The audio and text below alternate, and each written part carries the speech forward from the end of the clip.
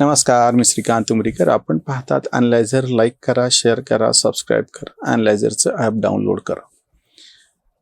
मे महिना संपत आला आहे. आता जून सुरू होते आणि मृगाच्या पावसाबरोबर जशी पेरणीची लगबग सुरू होती तशी विद्यार्थ्यांची शाळा प्रवेशाची लगबग सुरू होती. सुट्ट्या संपून शाळा सुरू होतात आणि ती लहान लहान मुलं शाळेचा गणवेश घातलेली, त्याच्यानंतर डबा वॉटर बॅग घेऊन शाळेत जाताना पाहायला मोठं छान मोहक दृश्य असतं ते.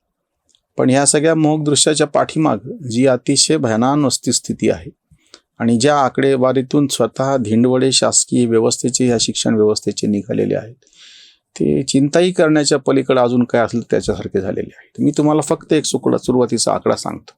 2014-15 ते 2024-25 10 वर्षाचा हा सगळा अभ्यास. कुठल्याही माणसाला एवढं साधी गोष्ट माहिती की 10 वर्षामध्ये लोकसंख्या वाढलेली असते. किती टक्क्यांनी वाढली, काय वाढली, ते प्रत्यक्ष आकडेवारी पण बाजूला ठेवा. तुम्ही हे तर मान्य कराल लोकसंख्या वाढलेली असेल. मग मला एक साधं उत्तर द्या, अगदी बालिश, बाळबोध, सोपं, साधं वाटणारं, की 10 वर्षामध्ये विद्यार्थ्यांची संख्या वाढली की नाही?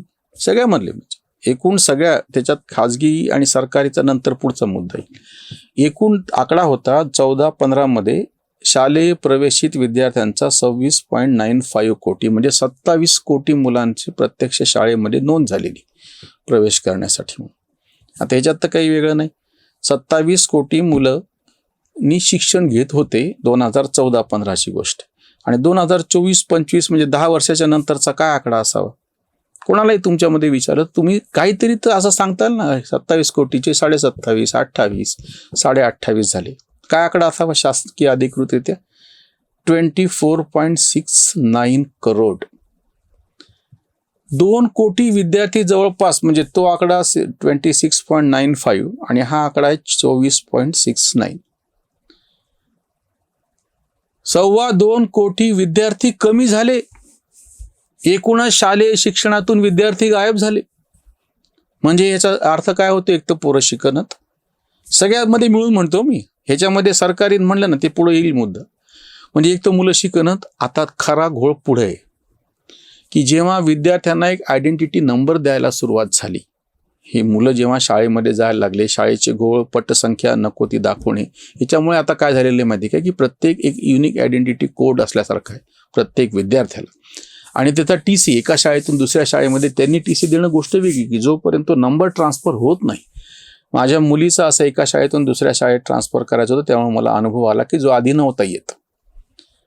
म्हणजे ह्याचा अर्थ असा होतो की तेव्हाचा जो हा आकडा आहे 26.95 14-15 मधला, तो खरा नाहीये. आताचा बऱ्यापैकी खरा आहे, कारण की ते नंबरच दिलेले आहेत, आयडेंटिफाय केलेले. म्हणजे आता हा जो डिफरन्स असलेला 2.25 कोटी तेव्हाचा वाढून आकडा, म्हणजे 3-4 कोटी विद्यार्थी हे तुम्ही फेक दाखवलेले होते, याचा अर्थ असा होतो. आणि त्यांच्या नावानं, आणि हे कुठे चालू आहे सगळं, आता पुढचा मुद्दा येतो. या सगळ्या शिक्षण व्यवस्थेतली जी आकडेवारी आहे, एकूण ज्या शाळा आहेत 15,16,000 देशभरचं मी सांगतो तुम्हाला. ह्याच्यामध्ये सरकारी शाळा आहेत 11.07, म्हणजे 73% शाळा ह्या सरकारी आहेत. सरकारी अनुदानित शाळा, ज्याला ग्रँटेड शाळा म्हणतो, 83,000 शाळा आहेत त्या, म्हणजे ते प्रमाण येतं 5.5%. पुढचा आकडा ऐका आता, हा जास्त महत्वाचा आहे आणि वारंवार आम्ही याच्या बाबतीत म्हणतोय की सरकार समस्या क्या सुलझाए, सरकार खुद समस्या आहे.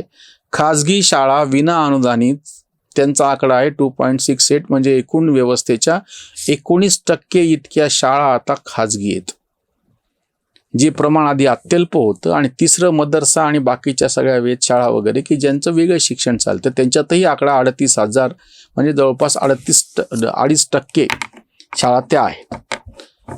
आता जे भनान वास्तव समोर येतं आहे की हे जे 4-5 कोटी विद्यार्थ्यांचे दाखवले गेलेली होती, एक जास्तीचा फुगून असलेला आकडा, ह्याच्यातले सगळेच्या सगळे आकडे हे सरकारी ग्रँटेड किंवा सरकारने म्हणजे सरकारच्या शाळा किंवा सरकारने अनुदान दिलेल्या शाळेतले, कारण की ते आकडे दाखवायचे आणि ते ग्रँट लादायचे. दुसरी गोष्ट म्हणजे हे काय कारण आहे की सगळ्या ग्रँटेड शाळा, सरकारच्या स्वतःच्या असो किंवा सरकारने अनुदान दिलं, तिच्यातून विद्यार्थी काढून घेऊन खाजगी शाळांमध्ये टाकायचं. हे प्रमाण 20% पोहोचलंय. आता 20% शाळा आता ह्या झाल्यात. ह्याच्यातले, हे तर मी तुम्हाला ह्याचा आकडा सांगितला. अजून त्या अहवालातले सगळे आकडे पुढे आल्याच्या नंतर मी अजून एक व्हिडिओ करतो. विद्यार्थ्यांची जर संख्या आता बघितली तर ही संख्या खाजगी शाळांमधली जवळजवळ 35% गेलेली विद्यार्थी. खाजगी शाळांमध्ये जास्तीत जास्त विद्यार्थी आता लोक घालायला लागलेत आणि ह्याच्यात पुन्हा मी मराठी अमराठी इंग्रजी असा भेदही करत नाही. सरकार समस्या क्या सुलझाए, सरकार खुद समस्या आहे. सरकारने स्वतः शाळा काढल्या, त्या फेल गेल्या. सरकारने दुसऱ्यांनी काढलेल्या शाळांना अनुदान दिलं, त्यांचं वाटोळं करून टाकलं. तिसरी पायरी म्हणजे सरकारने खाजगी अनुदानित शाळा, ज्या खाजगी विनाअनुदानित शाळा आहेत त्याच्यामध्ये 25% जागा राखीव सांगितल्या होत्या गोरगरिबांच्या विद्यार्थ्यांना. त्या तर भरल्या गेल्यात नाही, त्याच्या आता आकडेवारी समोर येईल. पण त्याहीपेक्षा त्या विद्यार्थ्यांचे पैसे सरकार भरतो म्हटलं तर ती सरकारने लांबवलेले, थांबवलेले, दिले नाहीत, अजूनही त्यांच्या पदरात पडले नाहीत. छत्रपती संभाजीनगरला न्यायालयात खटला दाखल केला त्या सगळ्या शिक्षण संस्था चालकांनी, त्याच्यातली काही रक्कम त्यांना प्राप्त झाली, पूर्ण नाही. म्हणजे सरकार नावाचं जे काही हा जो भंपकपणा चालू आहे त्यांना पाठिंबा देणारे ह्याचं उत्तर देत नाहीत. बाजूला ठेवा त्या खाजगी शाळा आणि विनाअनुदानित सगळं प्रकरण. तुमच्या आत्ता ताब्यामध्ये ज्या 65% विद्यार्थ्यांचं भवितव्य आहे, 73% शाळा तुमच्या ताब्यात आहेत पूर्णपणे. बाकीचं सगळं बाजूला ठेवा. काय अवस्था आहे त्यांची? आज ती का सुधरत नाही? का त्याच्यामधून विद्यार्थ्यांचं गळतीचं प्रमाण जास्त? एक शिक्षकी शाळा, किंवा तुम्हाला मी अजून एक सांगतो आकडा, 7,993 शाळा आहेत आत्ता सध्या कागदावरती देशभरामध्ये. हा देशभरातला आकडा आहे, 7,993. आणि त्या शाळांचं वैशिष्ट्य काय माहिती आहे? त्या शाळेत विद्यार्थीच नाहीत, 0. 7,993 म्हणजे आत्ताच्या घडीला 8,000 विद्यार्थी असे आहेत, 8,000 शाळा अशा आहेत की तिथे एकही विद्यार्थी नाही, पण शाळा आहे. हे जे सांगतात ना गोरगरिबांनी काय करावं, मग का जाऊ नये त्या गोरगरिबांनी तिथं? घराच्या जवळ शाळा पाहिजे. आता हा जून महिना आला ना की पाऊस पडतो आणि काही ठिकाणी मुद्दाम पाण्यामधून पोरांनी डोक्यावर दप्तर घेतलेले पलीकडे चाललेले आहेत. मग किंवा एखाद्या वर्तमानपत्र मोठ्या हिरिरीनं बातमी छापतं की हा अमुक तांडा आहे, तिथले हे 5 विद्यार्थी जीवावरती खेळ करून शिक्षण घेत आहेत. काय हा चिमुकल्यांच्या जीवावरती उठलेला खेळ? सरकार इकडे लक्ष देईल का? सगळीकडे बोंब होती, सगळं होतं. मग आपण हे सांगत नाहीत. 7,993 ज्या शाळा आहेत तिथं जे काही आजूबाजूला विद्यार्थी असतील त्यांना काही दप्तर डोक्यावर घेऊन पाण्यातून पलीकडे जायची गरज नाही. त्यांच्या दारात शाळा आहेत, पण ते जात नाहीयेत. अजून एक आकडा त्यांनी दिलेला आहे, 1,00,000 शाळा ना, 1,00,000 तब्बल, म्हणजे सरकारी ज्या शाळा आहेत त्या एकूण 11,00,000 शाळापैकी 1,00,000 म्हणजे 10% शाळा फक्त एक शिक्षकी आहेत. तिथं बाकीचं काहीच नाही. बाकीच्या तर सोयी तुम्ही कल्पनेत आणू नका की तिथं लायब्ररी आहे का, तिथं लॅबोरेटरी आहे का, प्रयोगशाळा आहे का, ग्रंथालय आहे का, बाकीची साधनं आहे का, शैक्षणिक खेळासाठी मैदान आहे का? काहीच नाही. तुम्ही त्या खाजगीना नाव ठेवता, बोमा मारता, त्यांच्या 25% जागांवर तुमचा डोळा असतो. इतकं करूनही त्या भरल्या जात नाहीत. त्यांचे तुम्ही ज्या भरल्या गेल्या त्यांचे पैसे तुम्ही देत नाहीत. तुमच्याकडं काय चालू आहे? पूर्णपणे सरकारी ज्या शाळा आहेत, सगळ्यात जास्त संख्या 11,00,000 ही संख्या सरकारी शाळांची आहे देशभरामध्ये. त्याचं काय हाल आहे? तिथलं जे गळतीचं प्रमाण जास्त आहे, तिथं फक्त नोकऱ्या पाहिजे तुम्हाला. नोकऱ्यांसाठी स्वतःच्या 7व्या वेतनाप्रमाणे पगारासाठी, म्हणून म्हणतो की शिक्षक पगारखोर झालेले आहेत. या सगळ्या संघटना, शिक्षक संघटनाच्या हरामखोरांसारख्या ह्या फक्त पगारखोर झालेल्या आहेत. यांना शिक्षकाचं, विद्यार्थ्यांचं, शिक्षणाचं भवितव्याशी काही देणे घेणं नाही. सरकारकडून आम्हाला पगार मिळाला, संपलं. 1 कोटी शिक्षक आहे त्या सगळ्यांमध्ये मिळून. आणि 10 वर्षात काय निघालं की तेव्हाचा जो आकडा होता 26.95 कोटी आणि आता 24.69 आत्ताचा आकडा, 2 कोटी, 2.25 कोटी विद्यार्थी कमी व्हावेत. 10 वर्षामध्ये एकूण शाळा प्रवेशातले इतके विद्यार्थी कमी व्हावेत. म्हणजे किती आपल्याकडे सगळा फुकटाफाकटीचा धिंगाणा चालू होता. आंधळं दळतेन कुत्रं पीठ खाटेन, तरी हे असे आकडे सांगतात की GDP प्रमाणे प्रत्येक विद्यार्थ्यावरती इतका खर्च करायला पाहिजे. प्रगत राष्ट्रामध्ये इतका, तो किमान 6% खर्च व्हायला पाहिजे. इथं 3%, 3.5% खर्च. अरे ते कुठं चाललंय सांगा ना? माठात पाणी भरायला पाहिजे, पण त्या माठाला भकू पडलेले आहेत ना, चालले ना गळून सगळं पाणी. त्याच्यामध्ये पाणी भरण्यामध्ये काय अर्थ आहे? मी परत एकदा मागणी करतो आहोत, तर जून महिन्यापासून शालेय शिक्षण होते. मी तर म्हणतो हे पण बाजूला ठेवा. माझी तर आता कितीतरी पालकांना विद्यार्थी, 20-25 पालक एका ठिकाणचे, त्यांनी एकत्र यावं. आपल्या कॉलनीतली मोकळी जागा, मंदिर, खुली जागा, एखादं सभागृह किंवा सार्वजनिक पण सभागृह आहेत, त्यांचा वापर करावा आणि पोरांना मुक्तपणे शिकवा. फ्री काय होम स्कूलिंग, शाळेतच पाठवू नका पोरांना. फक्त ते बाहेरून परीक्षा द्यायचे जे फॉर्म आहे तेवढं बघा. काही अवघड गोष्ट नाहीये. एखाद्या कॉलनीमध्ये, मी ज्या वसाहतीमध्ये राहतो, ज्योतिनगर, छत्रपती संभाजीनगरला, तिथे 2 मंदिरं आहेत, जागा आहे, सगळं आहे, खुल्या जागा आहेत, बगीचे आहेत.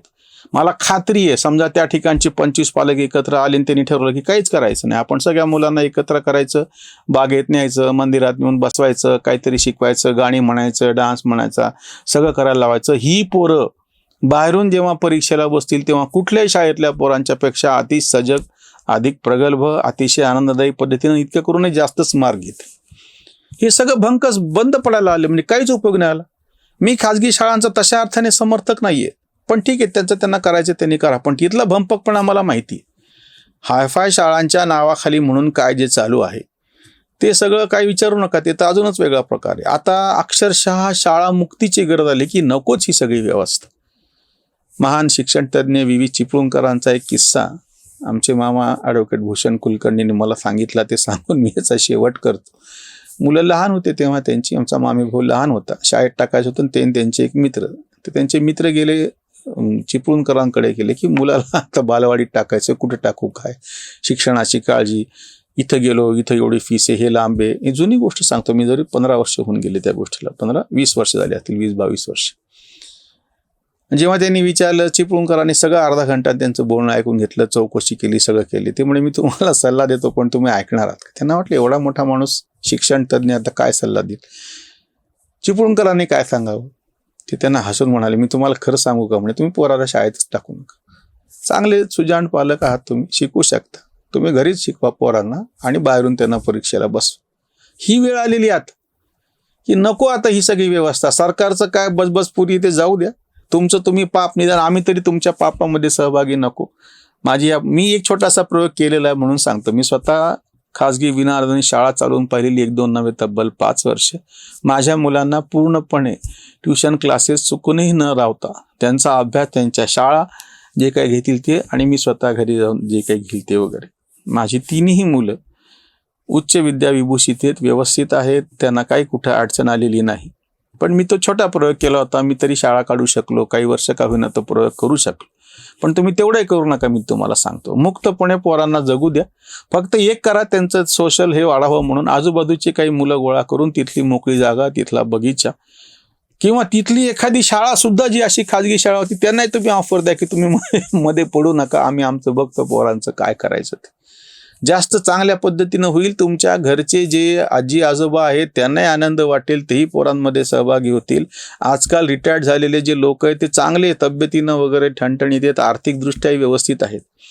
तुमच्या भागातले असे काही आजी आजोबा 5-25 गोळा करा, 100-1 पोरं गोळा करा.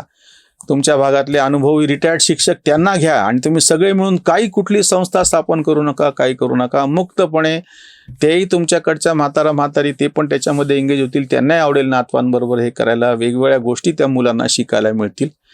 आणि चौकटीमध्ये बंदिस्त असलेलं जे सगळं कुजून गेलेली ही जी शिक्षण व्यवस्था आहे ती पोरांना हानिकारक ठरणारी आहे. बाहेर पडू द्या, पोरांना मुक्तपणे, सहज, स्वाभाविकपणे जेवढं शक्य आहे तेवढं शिकू द्या. इथेच थांबूयात. धन्यवाद. स्वधर्म जागृतीचा विधायक बुरुज NLighten News.